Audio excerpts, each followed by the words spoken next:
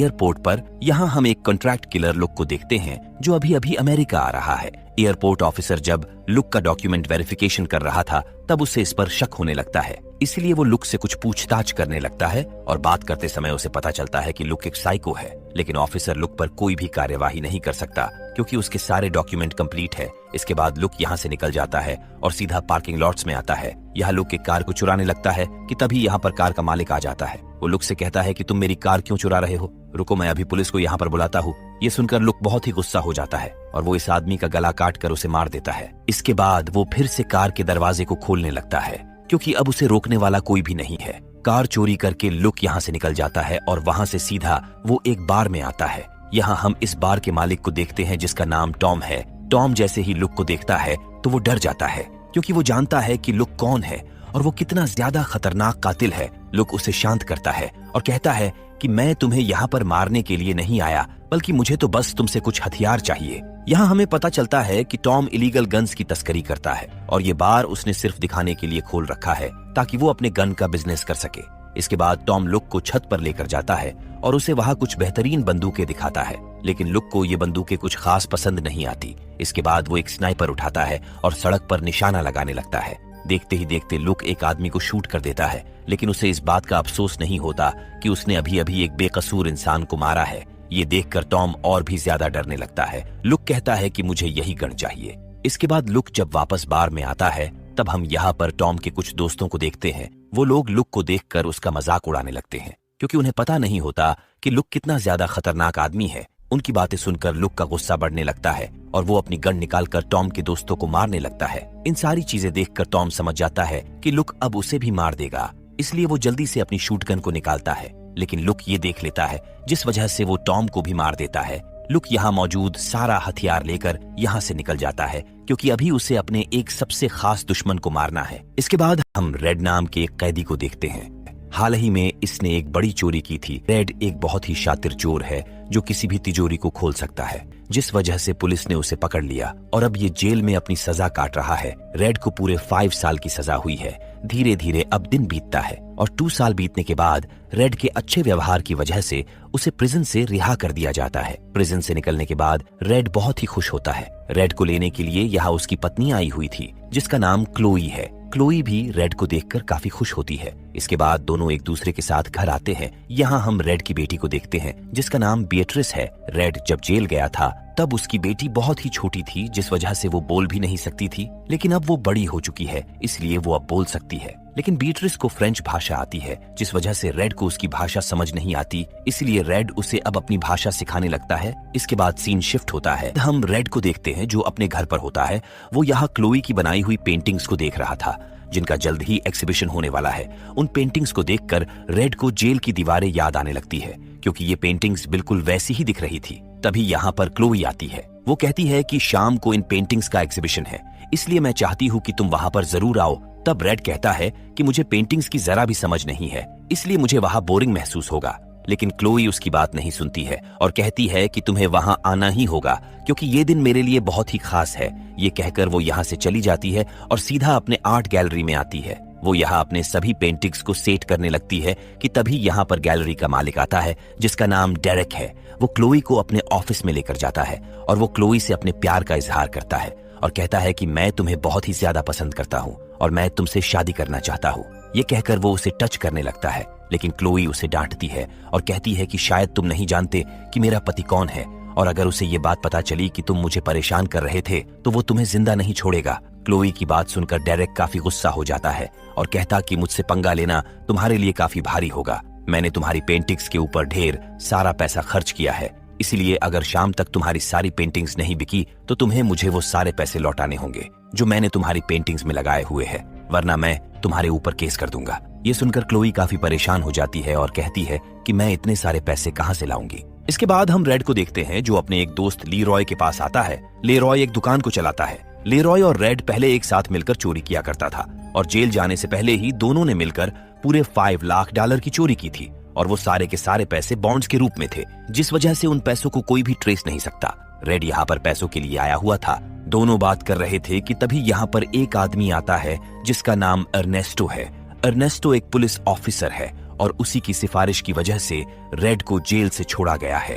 Ernesto काफी दिन से रेड का पीछा कर रहा है क्योंकि उसे रेड पर शक है। वो यहाँ रेड को वार्निंग भी देता है और कहता है कि तुम पैरोल पर छोड़ गए हो, इसलिए तुम किसी भी समय जेल में वापस जा सकते हो। ये कहकर वो रेड की तलाशी लेने लगता है क्योंकि उसे लग रहा था कि शायद रेड के पास ड्रग्स या फिर हथियार है। लेकिन तलाशी लेने के बाद अर्नेस्टो को कुछ भी नहीं मिलता, इसलिए वो रेड को छोड़कर यहाँ से चला जाता है। अर्नेस्टो को यहाँ से जाने के बाद लीरॉय एक दरवाजे को खोलता है, जिसके बाद वो रेड को लेकर बेसमेंट में आता है। यहाँ पर एक बड़ा सा सेफ होता है। लीरॉय कहता है कि हमने जिन बॉन्ड्स को चुराया था वो सारे बॉन्ड्स इस सेफ में सुरक्षित है और मैं चाहता हूँ कि इस सेफ को तुम खोलो, क्योंकि ये सेफ बिल्कुल वैसा ही है जैसा तुमने बैंक में खोला था। इसलिए मैं देखना चाहता हूँ कि क्या तुम्हारे अंदर अभी भी वो काबिलियत है या नहीं। ये सुनकर रेड इस सेफ को खोलने लगता है, लेकिन बहुत कोशिश करने के बाद भी वो उसे नहीं खोल पाता क्योंकि ये 2 साल तक जेल में था और उतने दिनों से इसकी प्रैक्टिस छूट चुकी है, इसलिए वो इस सेफ को नहीं खोल पाता। लीरॉय कहता है कि तुम परेशान मत हो, तुम्हारी केवल प्रैक्टिस छुटी है, लेकिन मुझे यकीन है कि कुछ ही दिनों में तुम सेफ को दोबारा से खोलना शुरू कर दोगे। ये कहकर लीरॉय अपनी चाबी से सेफ को खोल देता है और रेड को सारे बॉन्ड्स दिखाता है। इसके बाद हम आर्ट गैलरी को देखते हैं जहाँ रेड अपने दोस्त लीरॉय के साथ आया हुआ था। इन्हें यहाँ देखकर क्लोई काफी खुश होती है। यहाँ हम अर्नेस्टो को भी देखते हैं जो इस आर्ट एग्जीबिशन में आया हुआ था। यहाँ पर आए लोगों को ये पेंटिंग जरा भी पसंद नहीं आती और वो कहते हैं कि इन पेंटिंग में कुछ भी नहीं है, क्योंकि इन पेंटिंग को देखने से उन्हें कुछ भी महसूस नहीं हो रहा है। ऐसे रिव्यू सुनकर रेड थोड़ा परेशान होता है। इसके बाद हम रेड की बेटी बीट्रिस को देखते हैं जो अपनी टीचर लोलिटा के साथ घर पर थी। अब इन दोनों के सोने का समय हो चुका था कि तभी कोई इनके डोरबेल रिंग को बजाता है। लोलिटा जब दरवाजा खोलती है तब बाहर लुक खड़ा होता है। लुक घर में आने लगता है। लोलिटा उसे रोकती है, लेकिन लुक उसकी बात नहीं मानता। लोलिटा को इस अनजान आदमी के ऊपर शक होने लगता है, इसलिए वो एक चाकू लेकर लुक को रोकने की कोशिश करती है, लेकिन लुक बड़े ही आसानी से लोलिटा को मार गिराता है। अब ये सब देखकर बीट्रिस काफी ज्यादा डर जाती है और यहाँ से भागने लगती है। लुक उसे भागते हुए देख लेता है, इसलिए वो उस पर गोलियां चलाता है, लेकिन बीट्रिस काफी दूर निकल जाती है, जिस वजह से उसकी जान बच जाती है। यहाँ हम जान पाते हैं कि लुक अमेरिका केवल इसलिए आया है ताकि वो रेड को मार सके। लुक यहाँ काफी गुस्से में होता है क्योंकि आज तक उसके हाथ से कोई भी बचा नहीं था, लेकिन आज वो एक छोटी सी लड़की को नहीं मार पाया और वो यहाँ से भाग गई। ये सोचकर लुक और भी ज्यादा गुस्सा होने लगता है और वो घर की तलाशी लेने लगता है। उसे यहाँ एक आर्ट गैलरी का एग्जीबिशन कार्ड मिलता है, जिसे देखकर वो समझ जाता है कि रेड उसे कहाँ मिलेगा। लुक यहाँ से आर्ट गैलरी की तरफ निकल पड़ता है। दूसरी तरफ हम बीट्रिस को देखते हैं जो आर्ट गैलरी में आ चुकी है, लेकिन अब यहाँ पर लुक भी आ जाता है और वो अपनी बंदूक से यहाँ पर अंधाधुंध गोलियां चलाने लगता है और जो भी आदमी उसके सामने आता वो उसे मारता जा रहा था। लोगों के खून की छींटें अब पेंटिंग के ऊपर जाने लगती है और लोग चिल्लाने लगते हैं, लेकिन लुक यहाँ पर नहीं रुकता और वो सबको मारता जा रहा था। इस जगह पर अर्नेस्टो भी था जो अपनी बंदूक से लुक को शूट करने लगता है, लेकिन लुक को अब कोई नहीं रोक सकता क्योंकि उसे किसी का भी डर नहीं होता। वो बस सबको मारना चाहता है, इसीलिए वो लगातार गोलियां चलाता रहता है। लीरॉय जो कि रेड का दोस्त था, उसे भी यहाँ पर कुछ गोलियां लग जाती है, इसलिए वो नीचे गिर जाता है। रेड कहता है कि मैं तुम्हें हॉस्पिटल लेकर चलता हूँ, लेकिन लीरॉय जानता था कि वो अब जिंदा नहीं बचेगा, इसलिए मरने से पहले वो वॉल्ट की चाबी रेड को दे देता है और अपना दम तोड़ देता है। रेड उस चाबी को लेकर अपनी पत्नी और बेटी के साथ यहाँ से भागने लगता है, लेकिन लुक उसे यहाँ से भागते हुए देख लेता है और उन पर शूट करता है, लेकिन रेड कार में था, इसलिए वो यहाँ से बचकर भाग जाता है। क्लोई यहाँ काफी ज्यादा डरी हुई थी, इसलिए वो रेड से पूछती है कि आखिर वो कौन था जो हमें मारना चाहता है। ये सुनकर रेड क्लोई को सारा सच बताता है। वो कहता है कि जब मैं अपनी आखिरी चोरी कर रहा था तब उस आदमी का भाई मेरे साथ ही था, लेकिन उस चोरी में बहुत सी गड़बड़ी हुई जिस वजह से वहां पर पुलिस आ गई और उन्होंने उसके भाई को मार डाला। लेकिन लुक को अभी भी लगता है कि उसका भाई मेरी वजह से मरा है या फिर मैंने ही उसके भाई को मारा है, इसलिए वो मुझसे अपना बदला लेना चाहता है। रेड कहता है कि लुक एक बहुत ही खतरनाक किलर है, इसलिए हमें जल्द से जल्द ये शहर छोड़ना होगा। रेड यहाँ क्लोई को उन बॉन्ड्स के बारे में बताता है जिसे इसने और लीरॉय ने मिलकर चुराया था। रेड कहता है कि वो बॉन्ड्स अभी भी सुरक्षित पड़े हुए हैं और हर जगह हमने सिर्फ अफवाह फैलाई थी कि वो सारे के सारे बॉन्ड्स जल चुके हैं। ये सुनकर क्लोई कहती है कि हमें उन बॉन्ड्स को निकाल करके उन्हें कैश कराना होगा, क्योंकि अगर हमने ऐसा नहीं किया तो मेरा बॉस मुझे जेल भेज देगा, क्योंकि आज आर्ट गैलरी की धज्जियां उड़ गई है और मेरी सारी पेंटिंग भी खराब हो चुकी है और अब केवल वो बॉन्ड्स ही है जो हमारे काम आ सकते हैं। ये सब सुनकर रेड अपनी गाड़ी लेकर लीरॉय के शॉप पर आता है। वो क्लोई और बीट्रिस को गाड़ी को रुकने के लिए कहता है और कहता है कि मैं सारे के सारे बॉन्ड्स को लेकर आता हूँ। ये कहकर वो बेसमेंट में जाता है। अब कार में बैठकर क्लोई रेड का इंतजार कर रही थी कि तभी यहाँ पर लुक आता है और वो बीट्रिस पर बंदूक का पॉइंट कर लेता है। लुक उन दोनों को बेसमेंट में लेकर जाता है। रेड ने यहाँ सारे बॉन्ड्स को निकाल लिए होते हैं, लेकिन वो जब यहाँ लुक को देखता है तब वो समझ जाता है कि लुक अब किसी को भी जिंदा नहीं छोड़ेगा। इसीलिए वो लुक से कहता है कि तुम ये सारे के सारे बॉन्ड्स को ले लो और चाहे तो तुम मुझे भी मार दो, लेकिन मेरी पत्नी और बेटी को छोड़ दो। ये सुनकर लुक कहता है कि तुम बॉन्ड्स की बात मत करो, वैसे भी तुम्हें मारने के बाद मैं उसे ले ही लूंगा। लुक की बात सुनकर रेड समझ जाता है कि उसके साथ अब क्या होने वाला है, इसलिए वो उससे बचने की तरकीब सोचने लगता है। लेकिन तभी लुक अपनी बंदूक से रेड को शूट करता है। बीट्रिस रेड के पास ही थी।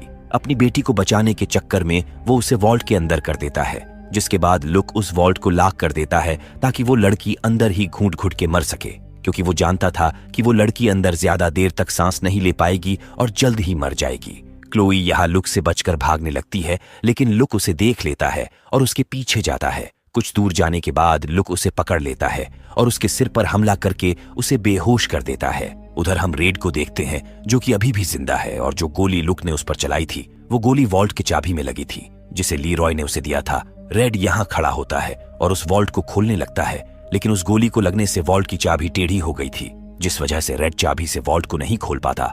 वो बीट्रिस को समझाता है और कहता है कि तुम घबराओ मत, मैं तुम्हें जल्द ही वहां से बाहर निकाल लूंगा। दोनों बात कर ही रहे थे कि तभी यहाँ पर लुक आ जाता है और वो रेड से लड़ने लगता है। इस दोनों के बीच यहाँ फाइट होती है। लुक यहाँ अपनी बंदूक निकल लेता है और वो रेड को मारने ही वाला था कि तभी यहाँ पर अर्नेस्टो आ जाता है और वो लुक पर बंदूक को पॉइंट कर लेता है। लेकिन लुक किसी से भी नहीं डरता, इसलिए वो अर्नेस्टो की तरफ आने लगता है। ये देखकर अर्नेस्टो उस पर गोलियां चलाने लगता है, जिस वजह से वो नीचे गिर जाता है। लुक समझ चुका था कि वो अब यहाँ पर जिंदा नहीं बचेगा, इसलिए वो 2 बॉम्ब निकालता है ताकि वो अपने साथ साथ इन सबको यहाँ मार सके। वो बॉम्ब का ट्रिगर खींच देता है, जिस वजह से यहाँ पर ब्लास्ट होता है, लेकिन ब्लास्ट ज्यादा बड़ा नहीं होता, जिस वजह से केवल लुक ही यहाँ पर मारा जाता है और बाकी के लोग जिंदा बच जाते हैं। लेकिन यहाँ पर जितने भी बॉन्ड्स थे वो सभी जल चुके थे। रेड देखता है कि उसकी बेटी अभी भी उस वॉल्ट के अंदर ही है, इसलिए वो जल्दी से वॉल्ट को खोलने लगता है। वो जानता था कि उसके पास चाबी नहीं है, इसलिए वो अपनी स्किल का इस्तेमाल करके उस वॉल्ट को खोलने लगता है। कुछ देर कोशिश करने के बाद वो इस वॉल्ट को खोल ही लेता है और अपनी बेटी को उसमें से बाहर निकालता है। रेड जानता था कि अर्नेस्टो अब उसे गिरफ्तार कर लेगा, इसलिए वो खुद ही अरेस्ट कर देता है। लेकिन अर्नेस्टो कहता है कि तुमने कुछ भी गलत नहीं किया है और मुझे पता है कि यहाँ पर क्या हो रहा था, इसलिए मैं पुलिस को कुछ भी नहीं बताऊंगा और इसमें तुम्हारी कोई भी गलती नहीं है, इसलिए तुम यहाँ से चले जाओ और मेरी फिक्र मत करो। मैंने लुक जैसे एक बड़े कॉन्ट्रैक्ट किलर को मारा है, जिस वजह से मेरी प्रमोशन हो जाएगी। इसके बाद रेड अपने फैमिली के साथ यहाँ से निकल जाता है और घर आने के बाद वो लोग फिर से उदास हो जाते हैं, क्योंकि सारे के सारे बॉन्ड्स जल चुके हैं और अब इनके पास जरा भी पैसे नहीं है। क्लोई की सारी पेंटिंग भी खराब हो चुकी थी, इसलिए ये लोग उदास बैठे हुए थे। तभी इनके घर पर आर्ट गैलरी का ओनर डेरेक आता है, जो इन्हें बताता है कि क्लोई ने जिन पेंटिंग को बनाया था वो सारे पेंटिंग एग्जीबिशन में बिक गए।